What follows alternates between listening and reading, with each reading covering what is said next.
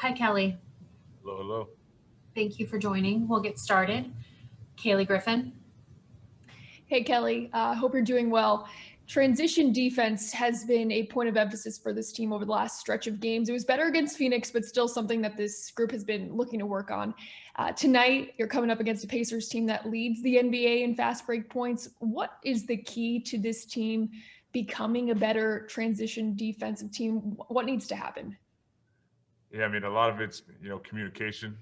Once you're back there, you're not going to always be, back on your matchup. You're going to have to guard, guys, as they come up the floor and, communicating, rotating, that kind of stuff. But, it starts with, when a shot goes up, you got to make your move, on the shot, whether you're getting back or crashing, getting to the boards, and making sure that we're, our next play speed in order to recognize shots and get back is at a highest level. Chris Gardner.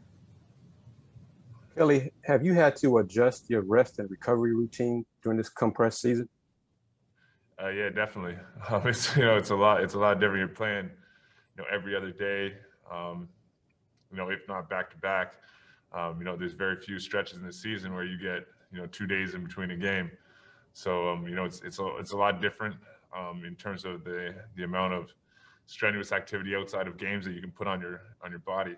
Make sure that you're ready to go each night. So it's definitely a little different in the recovery and the work outside of practice, but you got to get used to it and you got to do it. Appreciate it. Christos Saltis. Hello, Kelly. Hope you are doing well. What did you see on your partnership with Christian Wilkins so far? And what is the main improvement of your game as a team through the last games?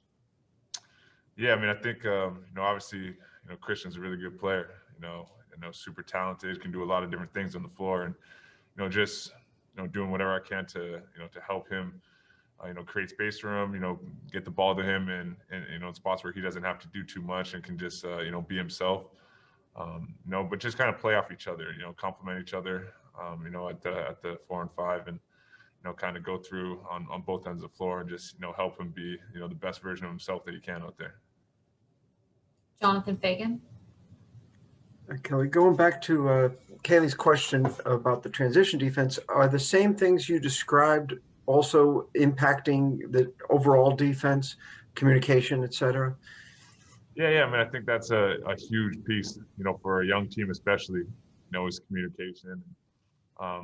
Sometimes, if you can just talk, more, you're going to talk yourself into the right spots and, talk talk a teammate into the right spot.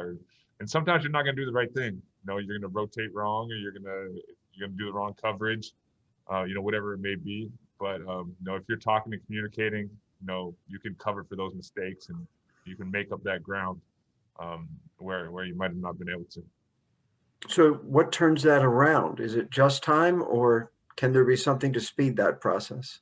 Yeah, I mean, it's definitely a little bit of time and chemistry and familiarity with your teammates and a system.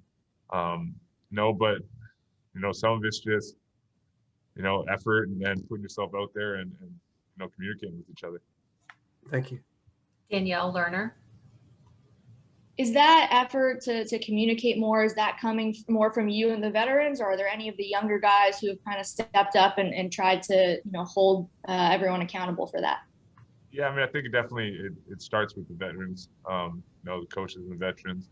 If we're out there talking and making plays and making sure that, guys are in the right spots, then you'll see a trickle down effect. So, we got to stay on top of it and make sure that we're showing, the right things and showing these young guys what it takes to make get one stop in this league. Jonathan Fagan. On a very different subject, are you hoping or planning to play in the Olympics this summer? I mean, yeah. I mean, that's obviously my goal. Obviously, and play for Canada for more years than I played in the NBA. So it's always been a goal of mine to play in the Olympics and represent Canada on the highest stage. And hopefully we can this summer. Hopefully I get that opportunity. But we'll see what happens. Does being a free agent impact that? And you seem to have already answered that, but was that even a consideration that you're going to be a free agent, and at the timing of the Olympics, because of the pushed back season, changes things? It definitely does change things. Obviously, usually, your free agency is done July 1st, and the Olympics are beginning of August, and you'll be good to go. Now the Olympics are the end of July, and free agency is the beginning of August, so it's kind of flip flop. So that obviously plays a role, and you got to think about it, and whether it's insurance or what the best route to go is. We'll cross those bridges when they come. But obviously my goal is to be able to go out there and play and represent my country. Thank you. Appreciate it. Good. Thank you, Kelly. Thank you, guys.